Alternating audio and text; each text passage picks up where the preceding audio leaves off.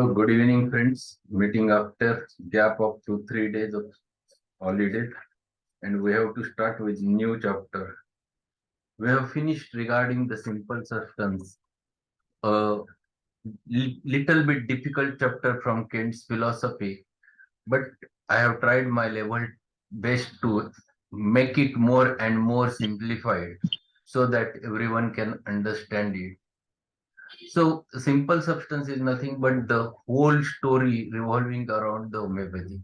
Unless and until we understand this simple substance, this vital energy in the human being, it is not possible to understand exactly the homeopathy.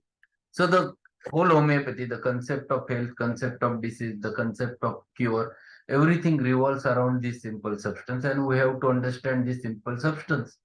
So Kent has tried to explain all those things in the in relation with the universe, how this simple substance is present in each and every planet, maintains the harmony between the planets, how it is present in each and every entity in this universe, in the plants, in the animals, in the human beings, in everything, and because of which the whole life cycle revolves around this simple substance.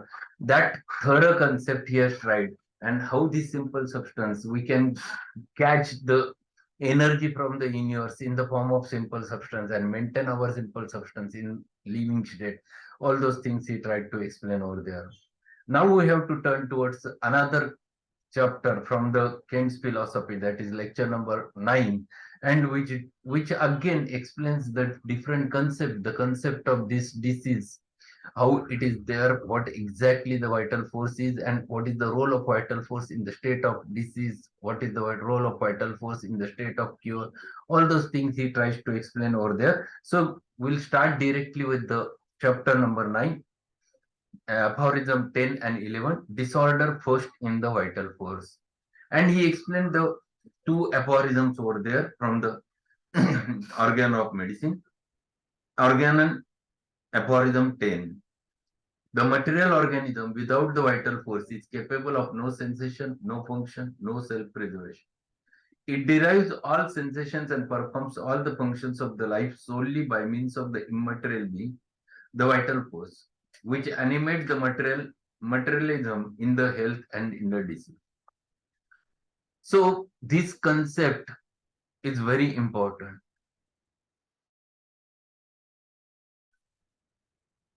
So here in this aphorism 10, what he tries to explain is this material organism without the vital force, without the simple substance, it is not able to perform its function. It is not able to perform the life over there. The sensations are not there, the functions are not there, which are the primary part of the human life. And those are absent because life is not there. This life animation is given by the vital force. So it derives all sensation and performs all the functions of the life solely by means of the immaterial being, the vital force, which animates the material organism in health as well as in disease. And this is the key. If one understands this key, then it is possible to handle each and every case. But once the concept is clear, then it is possible. Then he explains aphorism 11 at the same time so that he will give the commentary regarding it. Aphorism 11. When a person falls ill, it is only this spiritual, self-acting, automatic vital force everywhere present in his organism that is primarily deranged by the dynamic influence upon it of a morbific agent inimical to the life. It is only the vital force deranged to such an abnormal state that can furnish the organism with its disagreeable sensations and incline it to the irregular processes which we call disease. For as a power invisible in itself and only cognizable by its effects on the organism, its morbid derangement only makes itself known to the um, itself known by the manifestations of disease in the sensations and function of those parts of the organism exposed to the senses of the observer and physician, that is, by the morbid symptoms, and no other way can it itself known. So now in aphorism 11, Hahnemann tried to explain the concept of disease clearly. The concept which is very closely related with the true dynamic disorders. And what he says, because of dynamic disorder of this vital force, the vital principle, due to some inimical dynamic agents. Which are inimical dynamic agents? What is that dynamic which affects the human being? Question arises this. We define it, we understand, but we never understand exactly the dynamic effect. So what is that dynamic affects the human being? There are two ways the person can get disease. First is that he never follows the laws of nature. That is the first important thing. That is his own, because that is his own fault. And second is inimical dynamic derangement or inimical dynamic noxious agents. What are these? This is the question which arises every time in everyone's mind. We mug it up, writes it, but we never understands what exactly it means. This is too important to understand. Everything which is against our will is inimical to us. We'll take a simple example. You are working in a field where you don't like the company of the people who are there. So whenever you are going over there, it becomes a botheration every time whenever you go over there, and you get affected because of it. You never like to be in that environment because that environment is inimical to your will, because of which you are not getting adjusted, because of which you get disturbed, bored, your vital principle gets disturbed. And what happens after some time, you start getting bored, you start getting anxious, you start getting fear while going there, and gradually it remains at the first at the level of functions. So functional manifestation starts, and when it persists for longer time of duration without getting cured or without getting the adaptation to that situation, it can reflect in the disease in the at the physical level. So it can be anything. It can be a physical inimical thing, it can be a mechanical inimical thing, or it can be a psychological inimical thing, anything. So inimical means which is not against, which is not with your will, which is against your will. And that is what he tries to explain over there. When this vital force gets affected because of inimical dynamic agencies, then it reflects first at the level of sensations and functions. So when at that time you start getting headache, headache is a sensation, there is nothing abnormal. But because of headache, you cannot concentrate. Because of headache, you cannot read. Because of headache, you cannot want do perform a work. And this happens. And when this happens, and it remains persistent for longer time of duration, then actual development of disorders happen. So disease is inside at the level of vital force, at the level of dynamics, reflecting at the physical level. And this is what is called as a dynamic derangement of disease. So role of vital force in the state of disease is nothing but alteration in the state of health to state of disease because of dynamical derangement of this vital force due to some inimical agencies which are disturbing and which are also dynamic in nature, affecting the inner dynamics of the human being. So this thing Kent tries to explain over there. These two aphorisms he wants to explain over there in this chapter. We'll start with what he wants to say. It is clear that Hahnemann wishes to teach that it is a disorder of the activities of the internal man, a lack of harmony or lack of balance, which gives forth the signs and symptoms by which we recognize disease. So whenever there is this balance is disturbed, this adaptation is disturbed, we starts reflecting in the form of some signs and symptoms. Then we understand the person is now diseased because some manifestations comes out. These sensations constitute the language of the disorder. That is the means by which we recognize disorder and disease. So the whatever the manifestations which comes out with which we understand, yes, internal vital force is deranged. That is the language of derangement of the vital force. This immaterial vital principle, this simple substance, everywhere pervades the organism, and in disease, this disorder everywhere pervades um, everywhere pervades in the organism, and in disease, this disorder everywhere pervades in the organism. It pervades every cell and every portion of the human economy.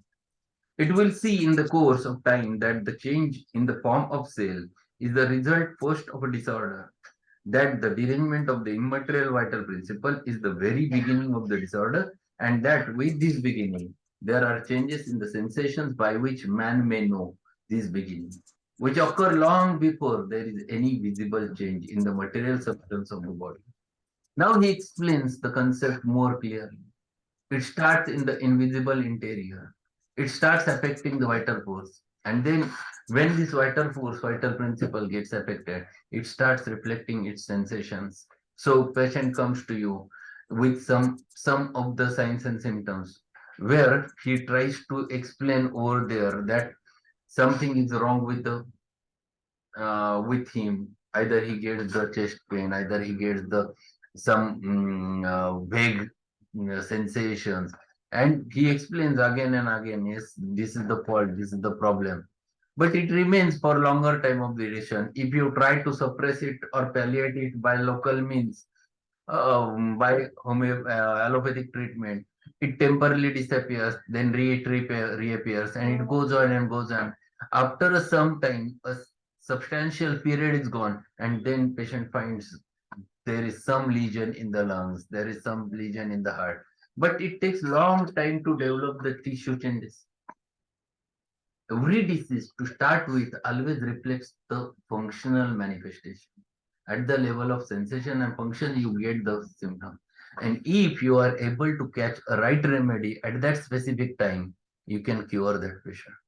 It is always better to treat that patient before a tissue change, before a cellular change happens. And if you are able to give it with right homeopathic remedy, further progress of the disease gets vanished and patient can be get into again into a cure. And this aspect he tried to explain over there. Every disease in the beginning always expresses at the level of sensations and functions. And that disorder is always central. That is the disturbance of vital. The patient himself can feel by his sensations the changes, and this is inimical to the life. And death immediately follows, for life in the fullest sense is freedom. As soon as an internal economy is deprived in any manner of its freedom, death is threatening. Where freedom is lost, death is sure to follow. See what he is explaining. He is explaining the role of vital force. It is the important thing which explains that it maintains the health and maintains the balance. It maintains the disease. So this is too important. Once this disorder happens in the vital force, affecting the disturbance over there, affecting or creating a disturbance over there in the vital principle, reflects in the form of signs and symptoms. And that produces a disease. But sometimes that vital force is affected and gets deprived. At that time, it will definitely will going to produce a death, because your vital force is not in freedom. Your vital force gets affected, and this vital force affects the human being to such a level that it creates a problem. So without vital force, there is a death. It remains only a body. With vital force, there is animation. Either in the it is in the state of health, either it is in the state of disease. But these are the things one must know and one must understand. And then he starts explaining. So it is when there is inflowing of simple substance that has the form or essence of disease. It is in its essence an evil that is flowing into the economy, but it is simple substance. Everything is substantial or real and has in itself operating and perpetuating power. The fact that it can operate and perpetuate is the evidence of power. And if it has a power, it results in something. Every cause of the disease is every cause of the disease then has a form. If it were not in the form of simple substance, it could not affect the form of the simple substance in the natural state of economy. Moreover, it has its association from the finest forms to the physical substance to the crudest, from the beginning to end, from the inner to the outer. Such changes and activities as a result, in the very crudest forms, are but the results of disease. through a series of degrees, coarser and coarser to the outermost man. Everything that can be seen, that can be observed with the aid of the finest instrument is but the result. So he's explaining the concept of disease in detail, and here he explains once the derangement of this vital force because of some inimical things happen, it starts reflecting in the form of signs and symptoms. They get expressed externally, and they affect the human being at the level of sensations and function. It is not immediately there is there is changes which happens to be there at the physical level. It takes long time, but anything which reflects in the form of some material thing which is visible to your naked eye or which is visible to the microscope, if it is visible, it is definitely a product of the disease and not the cause of the disease. So whatever you will going to find it out with naked eyes or microscope in the material form is the result of the disease. It knows it is not always the cause of the disease. It is always the product of the disease. Disease is prior to it. And where is the disease? Disease is inside your vital force, inside your body at the level of dynamics. So he makes it clear that anything material which happens to be there externally, you go on locating, is everything, whatever you find it with the finest instrument is the result of the disease, not the cause of the disease. And that's why he says everything that can be seen, that can be observed with the aid of finest instrument is but the result. Nothing in the world of immaterial substance can be seen with any faculty that is capable of seeing things in the world of material substance. The employment of instruments of precision will enable us to see the finest disease results, which are the outcome or results of the things immaterial. The bacteria, for instance, the very finest form of animal and vegetable life. But the cause of disease is million times more subtle than these and could be seen by the human eye. So this is what is explained. If you are able to locate some bacteria, that is the result of disease. Disease is prior to it.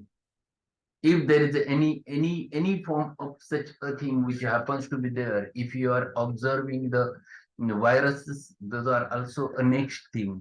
Disease has happened earlier at the dynamic level and reflecting that disease in that specific form. So every instrument, what it shows in the form of some material, whatever or how much fine it is always the result of the disease. Disease is before that in the dynamic derangement of the vital force.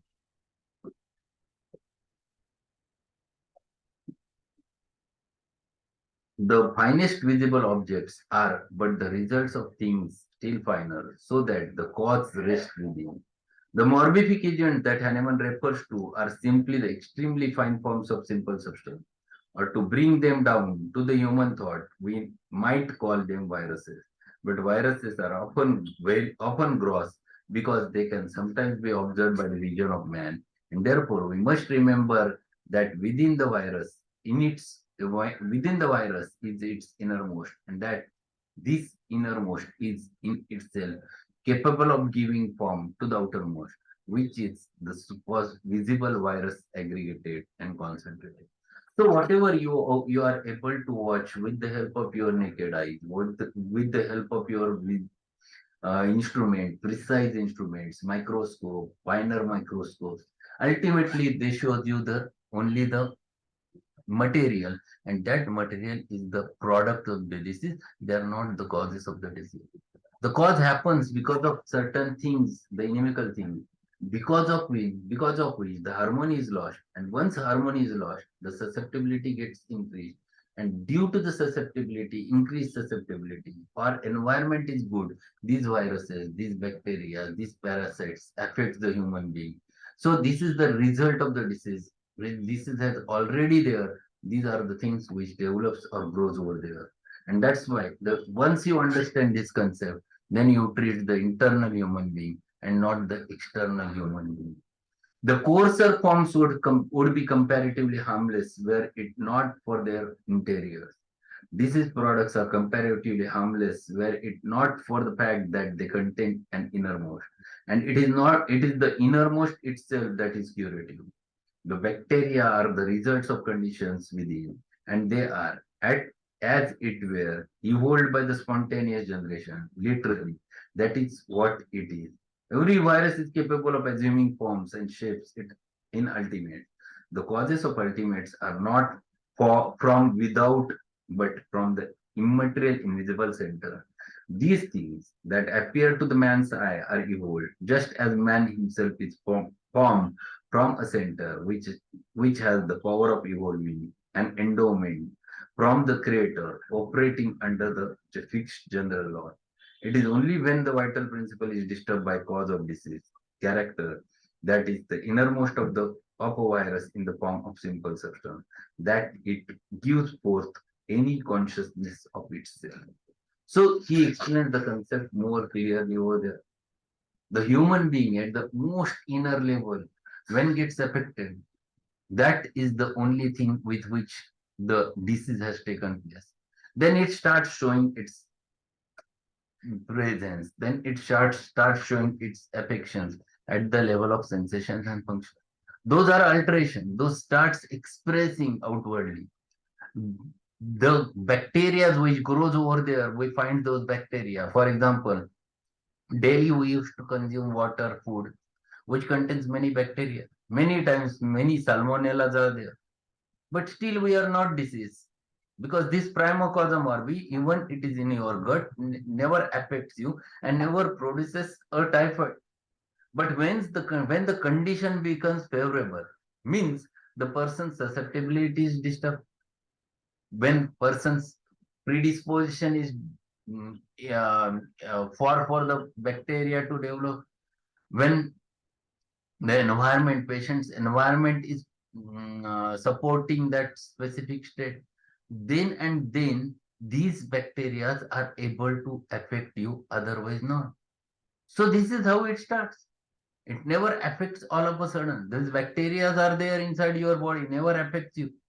In fact, they maintains your health, they maintains the balance.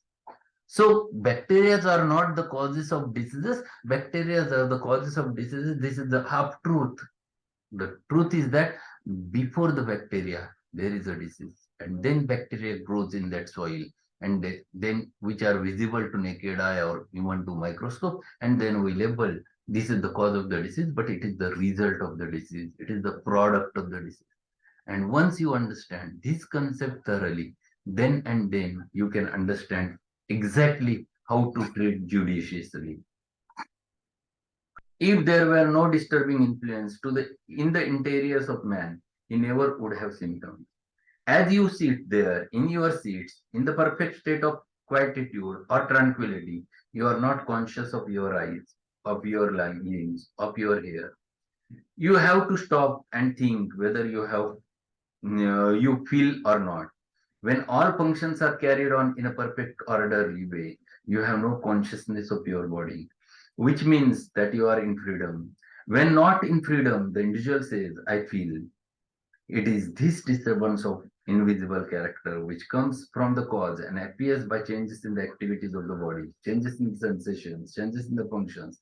It is in accordance with all wise providence that these sensations should appear to the physician who shall be intelligent enough to read them and know that they mean, know what they mean. They are warning, they are for us for purpose. No feeling a man can have is without purpose, as there is no thing in the universe without its cause. Hence, these morbid sensations reveal to the physician that there is a disorder. And here he explains the crux of disease. He explains that something wrong which happens inside always expresses in the form of language. That is signs and symptoms.